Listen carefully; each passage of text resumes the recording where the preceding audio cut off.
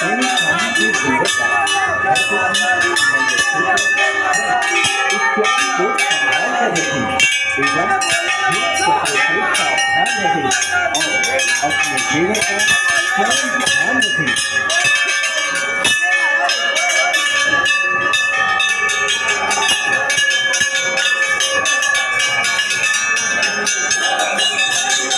सभी माताओं बहनों से निवेदन है कि मंदिर परिसर में भीड़ अधिक होने के कारण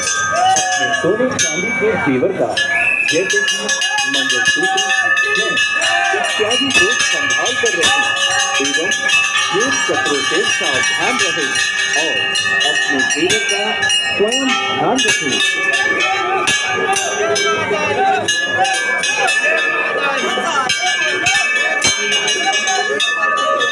सभी माताओं बहनों से निवेदन है कि मंदिर परिसर